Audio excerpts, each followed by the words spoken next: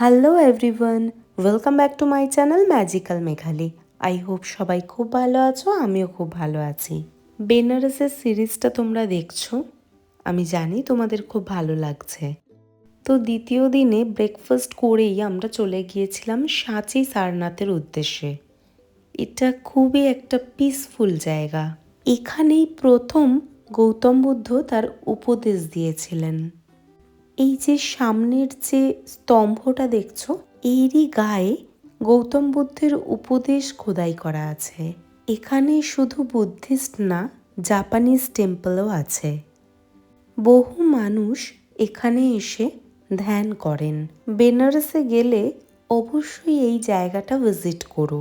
এটা বৌদ্ধ ধর্মের যে 4টে মেইন তীর্থস্থান আছে তার মধ্যে একটা।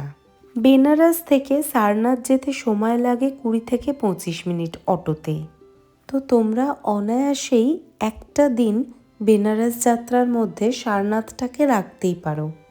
এখানে আর্কিওলজিক্যাল মিউজিয়ামও আছে, যেটা তৈরি হয়েছিল 1910 সালে। এখানে একটা থাই টেম্পলও আছে, যেটা খুবই ফেমাস। তবে তোমরা একটু সকাল সকালই এখানে ভিজিট করো, কারণ 5টার পরে মানে বিকেল 5টার পরে এই সব টেম্পলগুলোই বন্ধ হয়ে যায়। বৌদ্ধ ধর্মের মেন তীর্থস্থান 4টে আছে। প্রথম হচ্ছে লুম্বিনী, যেখানে গৌতম বুদ্ধের জন্ম হয়েছিল। দ্বিতীয় হচ্ছে বৌদ্ধগয়া বিহার, যেখানে গৌতম বুদ্ধ জ্ঞান প্রাপ্ত হয়েছিলেন। যেই গাছের নিচে বসে উনি বোধিসত্ত্ব লাভ করেছিলেন, সেই গাছটি কিন্তু এখনও আছে। বৌদ্ধ ধর্মের তীর্থস্থানগুলির মধ্যে তৃতীয় হচ্ছে সারনাথ, যেখানে গৌতম বুদ্ধ 5 জন শিষ্যকে তার প্রথম জ্ঞান দিয়েছিলেন, মানে প্রথম উপদেশ দান করেছিলেন। এটা ঘটিত হয়েছিল 2300 বিসিতে।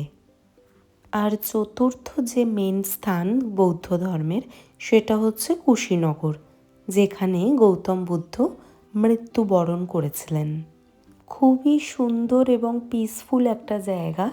তোমরা বেনারসে আসলে অবশ্যই একবার ভিজিট করো সাঁচি সারনাথে। এখান থেকে বেরিয়ে আমরা কোথায় গেলাম সেটা থাকবে নেক্সট মিনি ব্লগে। তোমরা দেখতে থাকো বেনারসের এই সিরিজটা, আর কেমন লাগছে অবশ্যই কমেন্টে জানিও।